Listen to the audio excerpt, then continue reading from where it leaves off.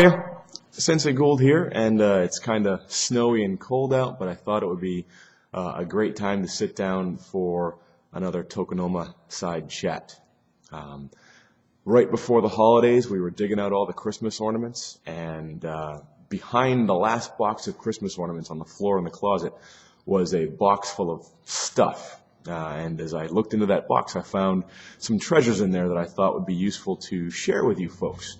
Some of my own personal relics that we can add to the dojo archives, and I'll pull them out from time to time and share them with you. What I want to share with you today is this. Okay? So if you look very closely at this photo, you'll see there he is, the future Sensei Gould as a green belt. Okay? This photo was taken in 1986, and one of you last night was kind enough to point out that that was during the Reagan administration. Well, in 1986, I was training with Sensei Dennis Mann of Massapog Martial Arts, and you all know I still train with him today. So the relationships that you'll form in the dojo can last a long time. Okay? I was a green belt back then. As you'll see in this photo, I'm struggling against what appears to be a very large knife. Now, at the time, we were in Bethlehem, New Hampshire at a summer camp, and I had just gotten my green belt. And about day 3 of the camp, maybe it was day 2, all the new green belts were told, "Come with us," by the black belts. And what they did at the time was they sort of literally took us behind the shed and gave us our beating. What this was called was the green belt initiation, where when you got your green belt, you had the honor of defending yourself against all the black belts in the dojo. They were armed with knives, and you were not. It was terrifying and humiliating, where we had to face every single black belt. And, you know, thank goodness, but that's a rubber knife right there. So I think we new green belts, I think there were 4 of us, had to individually face off against, I think, 8 or 10 of the black belts, who just relentlessly came after us with these knives.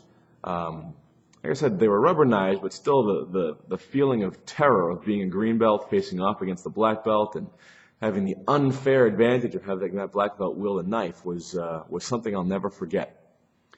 So we faced every single black belt one at a time, and Sensei Mann was the last black belt that we faced in the line. Now, this story has a happy ending, of course, because I'm still here, but I'll never forget the fact that after sparring with, it must have been 8 or 10 of the black belts, I faced off with Sensei Mann. And at that point, I was tired, I was hyped up on adrenaline, and I wasn't going to take it anymore. And I found myself recklessly going after the knife. And Sensei Mann backed away from me, and I found that very odd. But he backed away from me just for a second to point out that his knife was real. Now, let me tell you, that put a fear in me that I will never forget. It was a moment like, oh, that's a real knife. I can't play around anymore. And then we worked very carefully through the real knife drill with Sensei Mann. I'll never forget that during that entire episode, the black belts who were there attacking us, they were relentless. And they were attacking us very hard. But the other ones who were not involved in the attack, they were very encouraging. They weren't sympathetic, but they were encouraging. And that is how we new green belts learned how very little we actually knew. And we also learned to appreciate how much those black belts really cared about us. They cared about us enough to kind of take us down a peg, reset our expectations, and refocus us on our training. Now, this was 25 years ago for me, and I'm still here.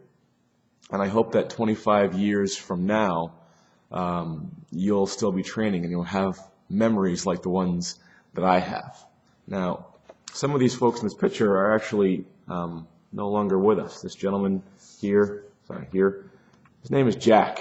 I don't know what happened to Jack. And the gentleman in the background, his name is John. And from time to time, I still hear from John. He now travels the world and does some really cool and amazing things. But the friendships that you form will last forever, and the memories that you form will be priceless. So keep training, and I'll keep digging things out of my box of relics to share with you. Take care.